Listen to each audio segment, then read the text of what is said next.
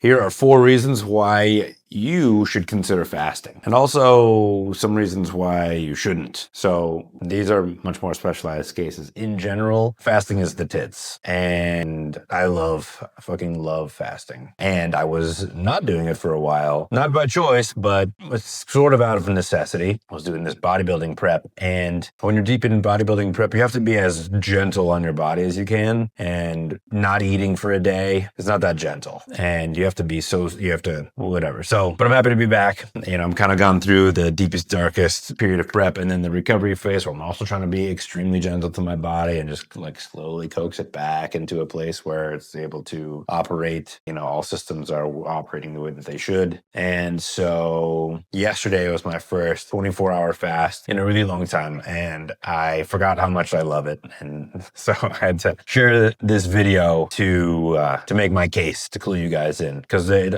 you'll see a lot of people talking about the physiological effects of fasting, and that by itself should be enough to convince you to check it out. There are many deeper layers. There's not just physiological, there's psychological reasons, there's spiritual reasons. I mean, fasting has been a thing about since we've had like a written recorded history of our race. So that's an indication about how powerful of a practice it is. Then you should pay attention. So let's first start off with the reasons why you shouldn't, because it is not a cure-all. And I'm also going to kind of talk a little bit about the different types of fasting. But my favorite, and probably what I'm going to frame this conversation around, is the once a week, 1 meal a day, 24-hour fast. So in my case, I went from Tuesday dinner, didn't eat until Wednesday dinner. That's the 24-hour fast, and that I think is the sweet spot in terms of all the different benefits and ease of access. I mean, people go crazy. Like I'm sure you found on the internet, there's people preaching intermittent fasting from the rooftops, people talking about fucking like 3-day fasts, water, like a 30-day water fast only, but let's stay grounded in like what's actually relevant and what's going to be most effective and most helpful for most people, for business owners and men like you and me who are just trying to keep all the plates spinning. We don't have a ton of time to take care of ourselves and take care of business, take care of our families. We gotta make it work somehow. Once a week, once a day, fast is the sweet spot, in my opinion. So why, first of all, would you not do this? If you're a woman and you're cycling, there are certain parts of your cycle where fasting is not the best idea. I haven't looked into it a ton. My wife is a big fan of Mindy Pels, who talks a ton about fasting, particularly for women. So she would be the resource on the internets if you want to go and research more on that. I'm going to stay grounded in, I'm assuming that most of the people watching this, interested in this, are men. I don't have a menstrual cycle. In men, however, and this applies to women too, but in men, the reason why intermittent fasting is a little bit more hit or miss for me is because if you follow intermittent fasting, what I've seen is that you are likely to be chronically malnourished, chronically hypocaloric. And if you do that for too long, you crush your metabolism. Then you try and lose weight and it doesn't work. And you try and eat less and it doesn't work. And you feel sluggish and you compensate with caffeine, and your kind of like, subprime way of living becomes normal. You don't even realize that there could be anything different. I've seen that happen a lot with intermittent fasting. So if you're going to intermittent fast, which is a daily practice of reducing your feeding window to at least 8 hours, at most 8 hours, please make sure that you're actually eating enough or eating in accordance with your goals and in accordance with a greater strategy about protecting your metabolism, because ultimately that's what's really going to win the war for you in terms of body composition, is having a metabolism that is revving at full speed, so that way you can still eat enough nutrients to support your daily activities and exercise and lose weight at the same time when you want to. That's what we're all trying to get to. Fasting is a great way to do that. It just has to be inside of a larger strategy. Intermittent fasting, I already talked about it. So what did I want to say about that? I think that's it. So let's get into the partial fast, or the one meal a day fast, the 24-hour fast. OMAD, if you want to use that term, because I think that's the best. Let's talk about the physiological effects first. So, that's the other thing I was going to say about intermittent fasting. Sorry. I've heard people say that they, not to mention any names, Andrew Huberman, not to throw him under the bus because the man is a legend. However, he does say that he does a pseudo intermittent fast by eating breakfast, skipping having lunch and then eating dinner, that does not count as fasting, because in order to enter a fasted state, you have to not, or tend to start to get the benefits that you're looking for out of a fast, you have to fast for at least 16 hours. So if you eat breakfast, don't eat during the day, and then eat dinner again, you're never going more than, say, 8, 10, 12 hours without eating. So you're not really, it doesn't really count, bro. Sorry. When you do fast for at least 16 hours, then you enter what's called autophagy. Autophagy basically is the process of your cells cleaning up shop, or your body cleaning up shop. There's old cells, there's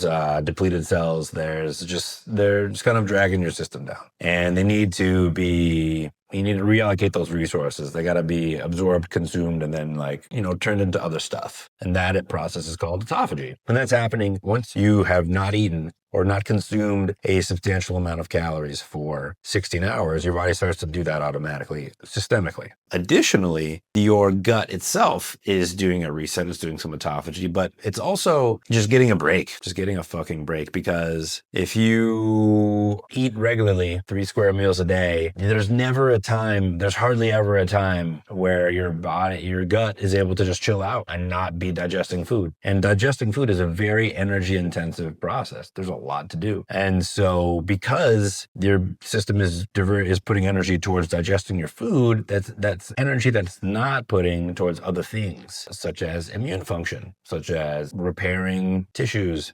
clearing out, just leftover pathogens and bugs and allergens and things that you're inevitably subjected to by virtue of being alive. It doesn't matter how clean your environment is. Please don't over sterilize and think that you're doing yourself any favors, because you're not. You're really just cutting your immune system off at the knees. It needs to have resilience in order to thrive. And if you don't allow it the chance to do that, then you are going to crumble as soon as something remotely serious comes your way. So that's a completely different conversation that we'll get into later. For now, just know that doing a 24-hour fast once a week is going to give your system that resilience, because it's going to give you a chunk of time when you're not trying to digest food that you can put towards really cleaning up shop, getting everything nice and tidy. The metaphor I like to use is, as far as I understand it, you have a restaurant, and between the hours of 11 and 4 p.m. there's not a lot going on. Maybe you're open for lunch, but there's not really a whole lot of demand on kitchen staff. And so what you're doing during that time is you're preparing for the dinner rush. You're making the sauces. You're,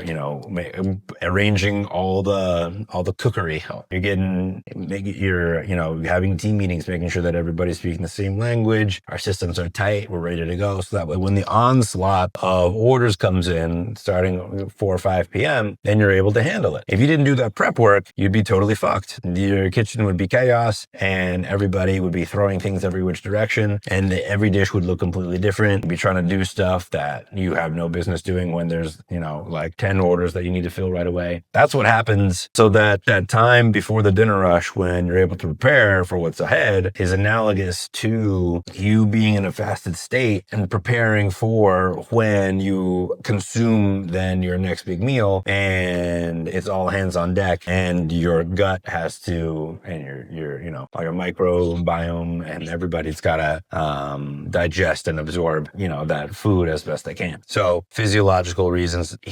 That's like one layer. The other layer is insulin sensitivity. So way above and beyond actually, I'm going to talk about that in a second, because to set that up, I need to talk about how it is, assuming that your metabolism is in a good place, it's way easier to hit a calorie deficit when you don't eat for 24 hours. The fallacy, I think, when you get hyper-focused on hitting your macros every day, is that you think that you need to, this is something that it's that you have to hit. It's a template, like a cookie cutter that you have to do every single day in order to be making progress. No, it's not. It's like, these are the numbers that you need to be hitting on average in order to be making progress. Like, your body's it's not a machine. It's a beautiful it's a work of art, the work of nature, the work of God. And as long as you're kind of like averaging out whatever your macro targets are, then you're going to be moving in the direction that you want to go. So you can have a day where you don't eat except for dinner, and you will still, and then that will bring your average,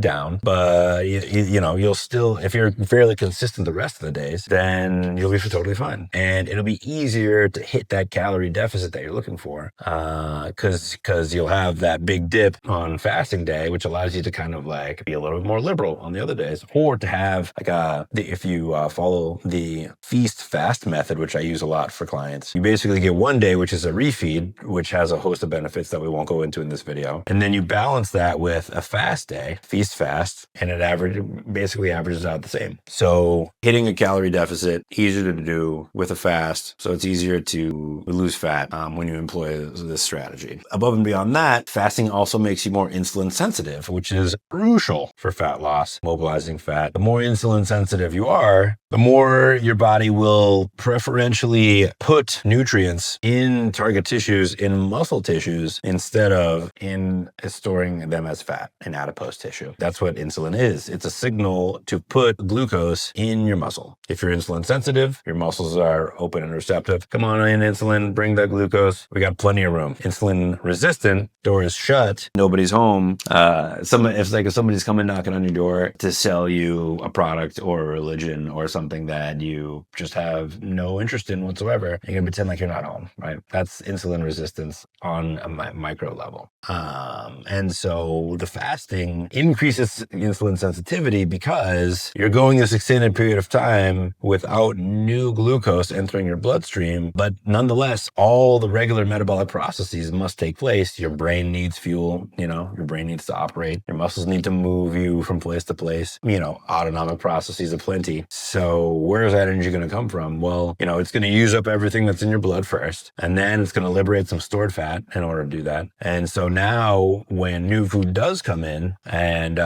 you get an insulin signal, the insulin is what carries your glucose around your blood. It's like a taxi for glucose. Then, message received, doors are open. Yeah, we need some more of that, right? Last time I did a fasting insulin test, my blood work, it was 3 on the dot, which is fantastic. And I credit my strict adherence to a once a day, once a week, 24-hour fast entirely as the reason why this is the case. I mean, I have a pretty good diet as well, but I'm pretty sure it's the fasting that really seals it. So those are the physiological benefits. Now let's get into the psychological benefits. So I almost like this more. Physiological benefits are great. But psychologically, because being hungry physically in your body sharpens you. It makes you more alert, more aware. Your senses are attuned. Like I said, you literally have more energy to put towards whatever you're trying to do. It wakes you up. It's primal. Like if you're, fat, satisfied and full and happy in the cave, you're not going to be able to run as fast. You're not going to be as motivated to go catch a saber-toothed tiger as when you haven't eaten all day. That's just a fact. And so, we live in such a culture of abundance, a society of absolute material abundance. Let's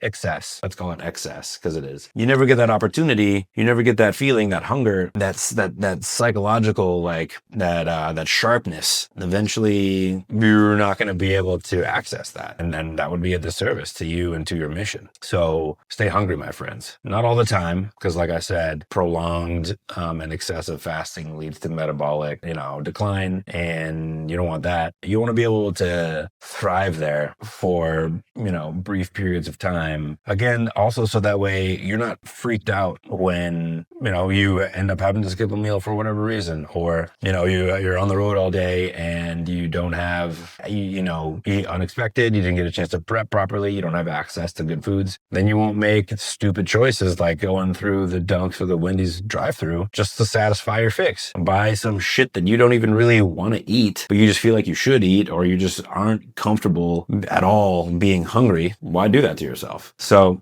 physiological hunger allows you to access a psychological hunger, I think is an amazing thing. in measured doses. Last up, spiritual. Like I said, this has been a practice that has been an integral part of any spiritual path since the dawn of time. And Jesus said it best when he said, man does not live on bread alone. It comes from the mouth of God. And what that means to me is, like, we live and thrive on a lot of things, many of which are not necessarily physical in nature. They're not food per se. And if we're unconscious, if we're like zombies, just kind of blindly, unwittingly just following our cravings all day long, then we never access those other sources of sustenance at all. And if you can't exercise, if you have no control over, like, food is a great place to start. Because let's be honest, like, your hunger cravings are not the only things driving you. They're not the only, subconscious cravings that you're following. There's many: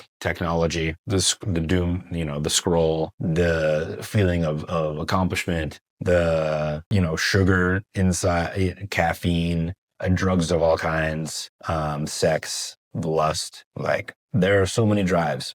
And most of us are completely unconscious automatons, basically just making reactive decisions every day, following all of these drives. Just give me that next hit of dopamine, wherever form it comes in, I want it. And so in order to break that cycle, you got to start somewhere. I think food is a great place to start because it has all these other physiological and psychological benefits that I just mentioned. You break the chain, get the power back, and actually learn how to exist without your dopamine coming from somewhere else. Because everything they need is actually inside you, turns out. But until you take a leap of faith, which actually is a collection of many little baby steps of faith, you'll never figure that out. You'll never feel that. You'll never feel the spontaneous welling up of energy and purpose and joy and love that comes from within. So I challenge you to give fasting a shot for all the reasons I just mentioned and more. And then let me know in the comments how it went. Let me know how you found it. There's nothing that says that you have to start with full 24 hours. I tell my clients a lot of times, if that freaks you out, then just start with 16 hours. Like I said, you're in autophagy starting at 16 hours. So you're going to get some benefits. So one day you wake up, you decide, I'm going to skip breakfast. I'm going to go till lunch. The next week, you're like, I'm going to push my lunch back a few hours. The next week, it's like, maybe instead of having a full lunch, I'll just have a snack in the mid-afternoon. And then after a month, full on dinner to dinner, then you feel amazing. And you have the best day. You have the most productive day. You get all this time back that you normally spend eating or thinking about eating or preparing to eat, and you can just crush it instead. How amazing would that be? So yeah, let me know in the comments how, experiences that you've had fasting, any tips and tricks that you'd like to share. I'm all ears. And let's make this happen. Like, subscribe, check out other videos, share with people that you think would benefit from this conversation, fasting as a practice, and this message in general. And I'll see you guys on the other side.